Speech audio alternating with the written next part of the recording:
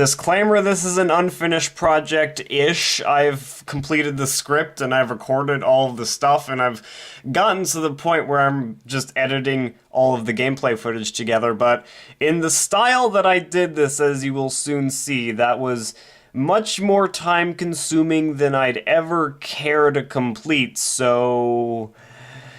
sorry, but this is never going to be fully realized. I really don't care anymore. I've been working on this for upwards of 6 months now, on and off. This is only like 1 minute and 45 seconds, by the way. The other half crashed. I couldn't think of a good introductory paragraph. Little Nemo the Dream Master is an action-adventure game developed and published by Capcom in 1990. In the game, you play as, and get ready for a shocker here, Nemo, as you traverse through Slumberland, putting your own life in grave danger because this chick bribed you with candy. There's also some other things later on, but this is a bloody NES game and nobody cares about the story. In Little Nemo, the player must go through each level to collect a certain amount of keys, the exact number varies from level to level, to unlock a door at the end of each stage in order to advance. Rinse and repeat 7 times and you've pretty much beaten the whole game, aside from the final level, which I'll get to in a bit. Nemo himself, however, can't do jack, probably because he's 7. So in return, the game provides you with an admittedly very diverse set of animal sidekicks to help you on your journey, each with their own advantages and disadvantages. The frog, which can jump really high, it's kind of what frogs are good at, but is painfully slow on the ground. The salamander, which can climb walls and move very quickly but can't attack whatsoever. The bee, which is overpowered in every sense of the word. The monkey, which has a ridiculous health bar, can climb up walls and can attack, but only shows up like twice in the entire game. The fish, which is ridiculously overpowered but you technically never need to use. The scientifically ambiguous mollusk, which can tunnel underground in certain areas to make the game longer. The mole, which you use for a grand total of about 8 seconds. And the rat, which is unplayable in every sense of the word. You can subdue these animals and presumably kill them in subsequence by feeding them candy, which, like any self-respecting 7-year-old, Nemo has an infinite amount of, and have them vanish from the mortal realm altogether by hitting select. So with these animals, pretty much the entirety of Little Nemo's gameplay is split up into 2 different parts. Using animals, and finding animals. Basically what I'm trying to say here is that almost the entirety of the game revolves around the animals. And depending on what hands that basic concept falls into, that's not necessarily a bad thing. This could either turn into an absolute joy of a game with all the different and unique ways you can traverse the levels designed around this gameplay mechanic, or this could turn into a tedious linear fetch quest that would just basically devolve into get an animal, use its character-specific power-up to get some arbitrary item in some arbitrary place that has another animal, rinse, frickin' repeat, very quickly. And, oddly enough, we get both extremes for the price of one. Let's get this over with. Level 5 and parts of level 6, 7, and 8 completely kill everything ever to be associated with the thought of good game design. The sheer amount of tedious, linear, clashing garbage in these levels specifically is mind-boggling. They not only disregard the way Little Nemo had worked as a well-crafted game to begin with, but to personify, they more or less just completely abandon ship, not to be given a single flying frick in the process. It's hard to put into words exactly as to how bad these stages are without ruining the pacing of the entire video, so instead of going in depth about everything, I'll just give you a quick rundown of the only way you can beat what is quite possibly the worst offender for this change in gameplay, level frickin' 5.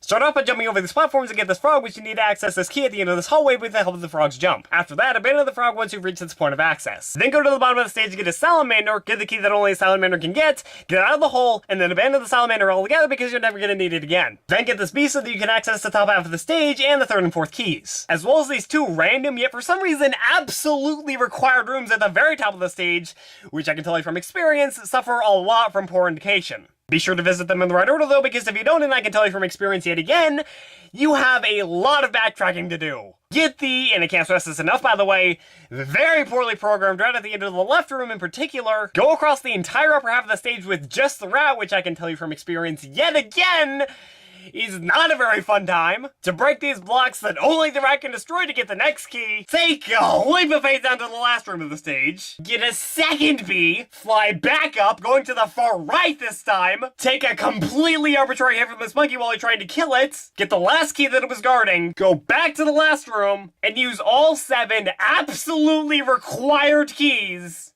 to beat the stage. If you tell me that is using Little Nemo's gameplay mechanics to their fullest extent, then please stop watching this video and play the game for yourself. And while that's admittedly the worst the game gets by far, the rest of the game still isn't really that good. It certainly gets better, especially in terms of being aesthetically pleasing, but from a sheer gameplay standpoint, the game becomes a complete fraction of what it once was. And I'm sorry for saying this, but that's a nosedive that I feel as though completely killed an otherwise excellent game. But to reiterate, that's only the last half of the game. The first half, for whatever reason, is actually pretty good.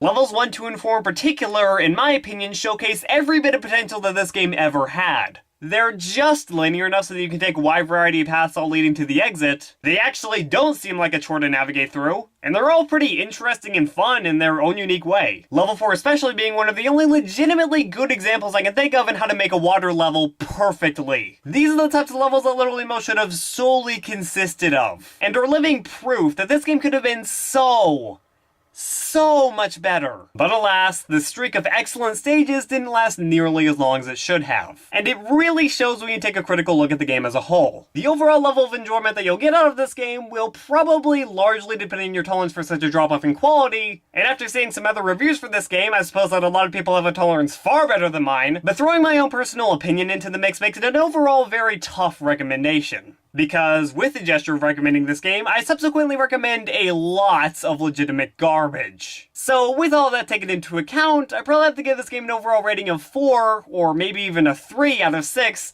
with a concluding thought of, yeah, if you're truly interested, there are definitely worse games to throw down a couple bucks on, but don't expect anything even remotely in the field of being flawless. I'm sorry to any of the game's fans out there watching this that I almost certainly just offended, but that's just my 2 cents. Little Nemo the Dream Master is not too horrible, but it's definitely not a masterpiece either.